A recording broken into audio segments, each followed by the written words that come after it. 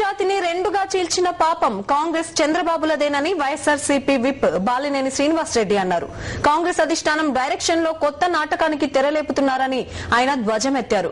కొత్త పార్టీ పెట్టి జనంలోకి వెళ్లే కుట్ర దిశగా కిరణ్ నేతృత్వంలో డ్రామా మొదలు కాబోతోందని ఆరోపించారు. ప్రకాశం జిల్లా సింగరాయకొండలో జరిగిన బహిరంగ సభలో బాలినేని ప్రసంగించారు.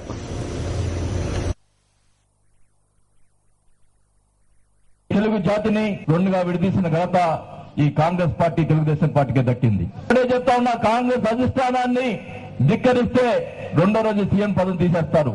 కానీ ఎందుకు తీసేది కిరణ్ కుమార్ రెడ్డిని మీరందరూ కూడా ఆలోచించండి. ఇదంతా కూడా కేంద్రం ఆడుతున్న నాటకం. కాంగ్రెస్ పార్టీ ఓట్లు సీమాంధ్రలో కాంగ్రెస్ పార్టీ తోటి ఓట్లు రావని ఉద్దేశంతో కిరణ్ చేత గ్రామాలు ఆడిస్తా ఉన్నారు. కొత్తగా పార్టీ పెట్టించి కిరణ్ కుమార్ రెడ్డి చేత కొత్తగా పార్టీ పెట్టించి సీమాంధ్ర సమైక్యాంధ్ర అని చెప్పేసి కిరణ్ కుమార్ రెడ్డి చేత పార్టీ పెట్టించడానికి కేంద్రం వ్యూహం పడింది. అర్ధరాత్రి మీరు వచ్చాయి, నా సెల్ నంబర్ ఇస్తా.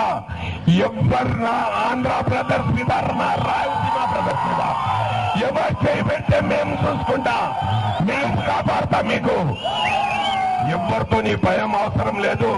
చంద్రబాబు నాయుడు 100, కేసీఆర్ 100, కిరణ్ కుమార్ రెడ్డి, జగన్మోహన్ రెడ్డికి ఆపే శక్తి లేదు లేదు లేదు. రాజకీయం అంటే మానవత్వంతో నడవాలి. రాజకీయం అంటే పోటీతో నడవాలి. రాజకీయం అంటే కొత్తలో కుతంత్రాలతో, అది చంద్రబాబు నాయుడు గారికి చెల్లింది. వెన్నుపోటు రాజకీయాలు, దొంగచాటు రాజకీయాలు, అవకాశవాద రాజకీయాలు, నక్షచిత్తుల రాజకీయాలు.